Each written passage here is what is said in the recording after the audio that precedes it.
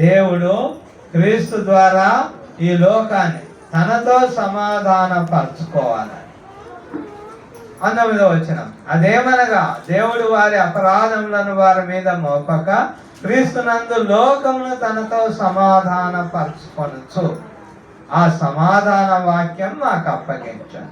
లోకాన్ని క్రీస్తు ద్వారా సమాధానపరుచుతున్నాడు. దేవుడు సమాధానపరచాలనుకున్నాడు.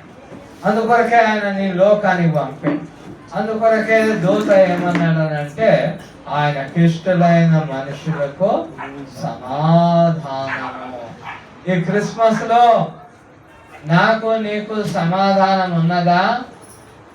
ఎవరితో? దేవునితో సమాధాన పడాలని మన పాపములన్నిటినీ ఆయన మీద మోపి మనను నీతిమంతులుగా తీర్చి ఆయన తనతో సమాధానపరుచుకున్నాడు దేవుడు. మరి ఈ క్రిస్మస్ లో దేవునితో సమాధాన పడాలి అంటే మనమందరం క్రీస్తు రక్తంలో కడగబడాలి. క్రిస్మస్ పండుగ వచ్చింది అని లోకరీతిగా సంతోషపడడం కాదు. లోకరీతి సంతోషం అవసరమే, దానికంటే ఎక్కువగా ఆత్మ సంబంధమైన సంతోషం ఉండాలి. దేవునితో సమాధాన పడాలి. బాప్తిసం పొందినటువంటి వారందరూ బాప్తిసం పొంది దేవునితో సమాధాన పడాలి. ఈ వాక్యాన్ని సమాధాన పరిచే సువార్తనే దేవుడు మాకు అప్పగించాడు. పౌలు అంటాడు 20వ వచనంలో, కావున దేవుడు మా ద్వారా వేడుకున్నట్టు మేము క్రీస్తుకు రాయబారమై దేవునితో సమాధాన పడని క్రీస్తు పక్షమున మిమ్మల్ని బతుమాను పంచున్నాను.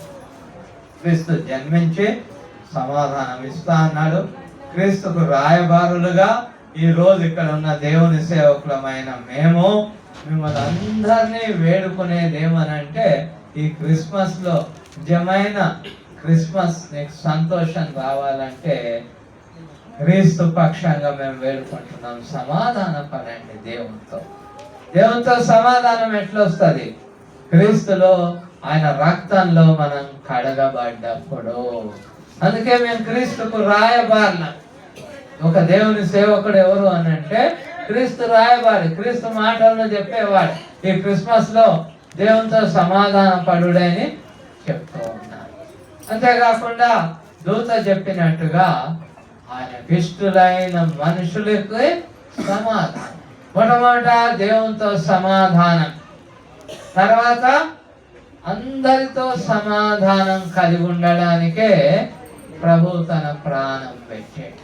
ప్రియులారా, క్రిస్మస్ అంటే సమాధానం.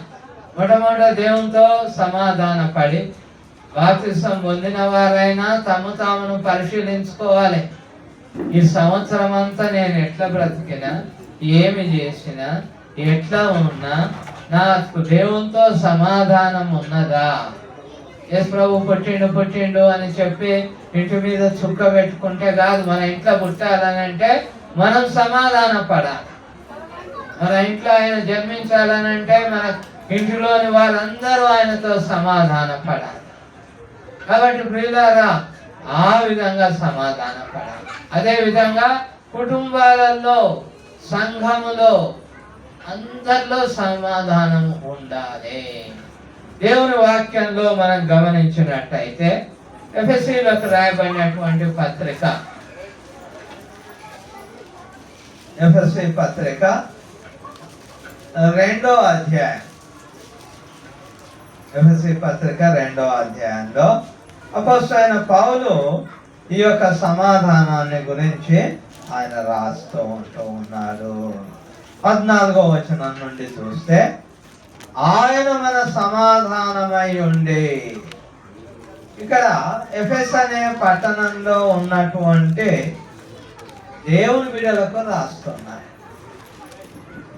ఎందుకొరకు ఈ విధంగా రాయవలసి వచ్చింది అంటే, ఎఫెస్ అనే పట్టణంలో మరి మిగతా సంఘాలలో కూడా యూదుల్లో నుండి, ఇస్రాయల్లో నుండి క్రైస్తవులైన వారు, అన్ని జనుల్లో నుండి క్రైస్తవులైన వారు ఉన్నారు.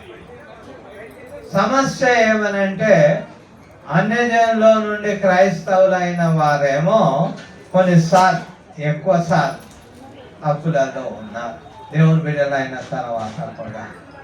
యూదుల్లో నుండి క్రైస్తవులైన వారు కొద్దిసార్లు ఉన్నారు. కానీ ఏంటనంటే యూదులు మిగతా వారిని చిన్న చూపు చూశారు, మిగతా క్రైస్తవులు. అందువల్ల ఏం జరిగిందనంటే వారికి వీరికి మధ్య కలహాలు. సంఘంలో కూడా ఏముంటాయి? కలహాలు ఉంటాయి. అందరు దేవుని నమ్ముతారు, కానీ ఏం చేస్తారని అంటే కొందరు దేవుని దగ్గరికి రా, కొందరు ఒక ఇంట్లో మీటింగ్ పెడితే ఏం చేస్తారనంటే ఆ ఇంటికి నేను రాను నేను, వాళ్ళకు నాకు రాజరత్నం మీద భూత్పూర్లో మీటింగ్ పెట్టిండంటే రాజరత్నం పెడితే నేను రాను. దేవుని కొరకు మీటింగ్, ఈ మీటింగ్ ఎవరిది? దేవుని, రాజరత్నాన్ని కాదు.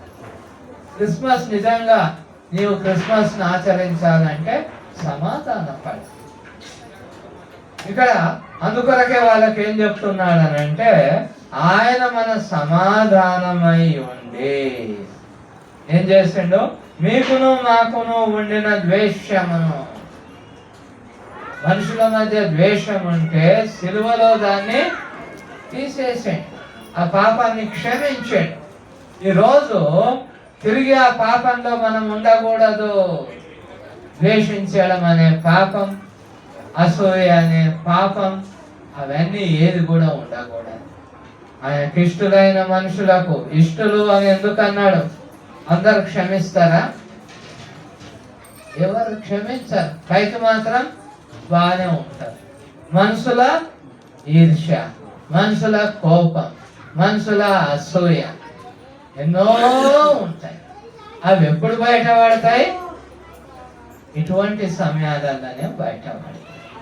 ఓ ఇంట్లో మీటింగ్ అయినా, ఓ సంఘంలో మీటింగ్ అయినా, ఒక ఊర్లో అయినా రారు. మనకెందుకులే, మేము బోం అని వారి కోపాన్ని అప్పుడు చూపిస్తారు. లాభం లేదు. ఈ క్రిస్మస్ నువ్వు చుక్క పెట్టుకున్నా, వంట వండుకున్నా, బట్టలు వేసుకున్నా, నువ్వు ఏం చేసినా 25వ తారీఖు స్నానం చేసి నువ్వు పొద్దుగాలనే పోయి గుడిలో కూర్చున్నా వ్యర్థమైన క్రిస్మస్. నువ్వు క్షమించకపోతే, నీ జీవితంలో సమాధానము లేకపోతే, ఎందుకొరకు? సమాధానం ఉంటే మనం ఒకరి దగ్గరికి వస్తాము. నా మనసులో సమాధానం లేదు కాబట్టి, ఈర్ష, అసూయ, కోపాలు ఉన్నాయి కాబట్టి ఇంకోరి దగ్గరికి నేను పోను. కాబట్టి నిజమైన సమాధానం నాకు ఎప్పుడు వస్తుంది అంటే నేను క్షమించినప్పుడు. ప్రియులారా, హెబ్రీయులకు రాయబడిన పత్రిక 10వ అధ్యాయంలో యేసు ప్రభు ఆయన క్షమించే విధానాన్ని, ఆయన ఇచ్చే సమాధానాన్ని గురించి ఇక్కడ రాస్తూ ఉంటున్నాడు. 10వ అధ్యాయంలో 17వ వచనంలో చూస్తే, వారి పాపములను వారి అక్రమములను ఇక ఎన్నడూను జ్ఞాపకము చేసుకొనను అని ప్రభువు చెప్పుచున్నాడు. వీటి క్షమాపణ ఎక్కడ కలుగునో అక్కడ పాప పరిహారార్థ బలి ఇక ఎన్నడూను ఉండదు. ప్రభువు పూర్తిగా పాపాలను క్షమించిండు కాబట్టి ఇక బలులనే ఆగిపోయినాయి.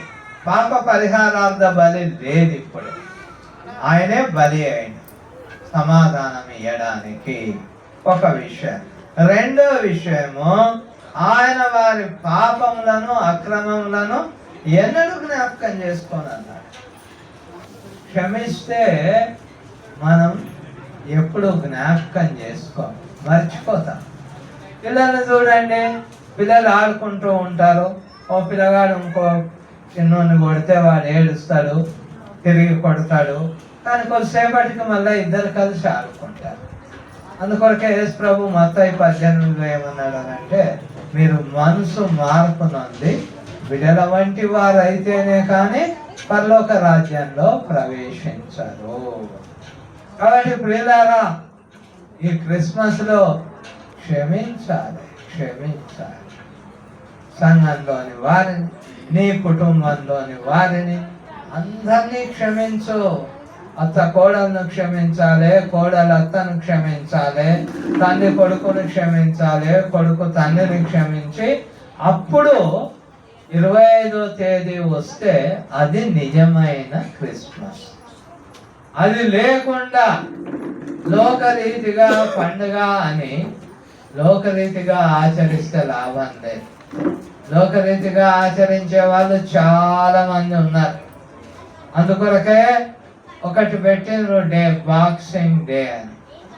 బాక్సింగ్ డే అని అంటే ఏంటంటే అర్థము, ఒకప్పుడు ఇంగ్లాండ్ ప్రపంచాన్ని పరిపాలించింది, అమెరికాను పరిపాలించింది.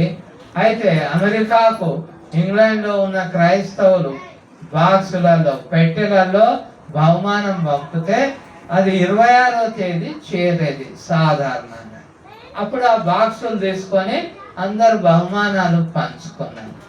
బాక్సింగ్ డే అని అంటే ఒకరినొకరు కలుసుకొని తమ సమాధానం 25న నేను దేవుని దగ్గర సమాధాన పడ్డా, క్షమించుకున్నా, అందరినీ నన్ను క్షమించమని దేవుణ్ణి అడిగినా నేను అందరినీ క్షమిస్తా అని 26వ తేదీ పోయి అందరినీ కలుస్తారు. అయితే క్యాథలిక్ వాళ్ళు ఏం చేస్తారు, అవన్నీ ఏమి తెలియకుండా బాక్సింగ్ డే అని మందు తాగుతారు. మనం ఆ విధంగా ఉండకూడదు. పండుగ అనగానే ఏదోలే ఈరోజు చికెన్ చేస్తామా, మటన్ చేస్తామా, ఏది తిందాం, ఏది తాగుదాం, అది కాదు. 25వ తేదీ నువ్వు మంచి మనసుతో రా దేవుని సన్నిధికి వచ్చి తెల్లవారు నిజంగా నీవు ఎవరైతే ఎవరెవరితో నీకు సమాధానం లేదో ఆ రోజే గాని తెల్లారే గాని వాళ్ళని దర్శించి వాళ్ళందరితో సమాధాన పడు. అది నిజమైన క్రిస్మస్. అందుకొరకే ఆయన అన్నాడు, ఆయనకి ఇష్టలైన మనుషులకు భూమి మీద సమాధానం. ఈ క్రిస్మస్ లో నీవు ఎవరిని క్షమించకుండా సమాధాన పడకుండా ఉండి ఎన్ని చేసినా వ్యర్థము. నీ పాపాలు నా పాపాలు దేవుడు క్షమించాడు.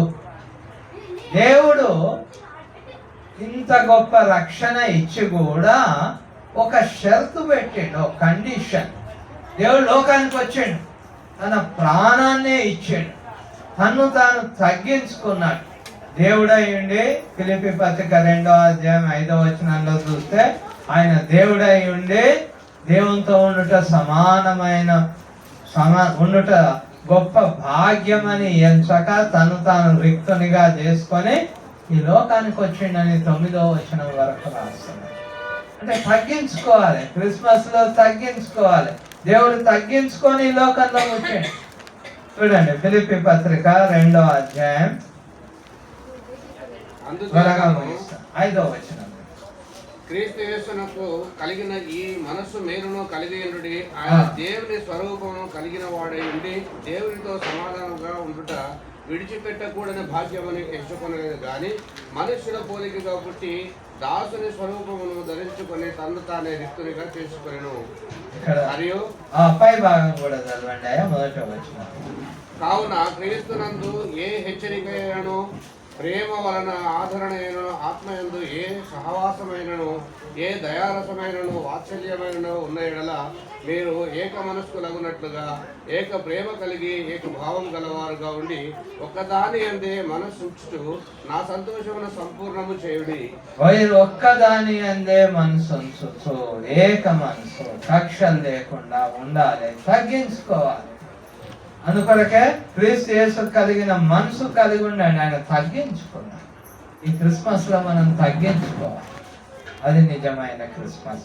సరే, దేవుడు ఇంతగా తగ్గించుకొని దేవుడైండి లోకానికి వచ్చి ప్రాణం ఇస్తే తగ్గించుకుంటే పశువుల తొట్టిలో పశువుల పాకలో ఆయన జన్మిస్తే మనం ఏం చేస్తున్నాం?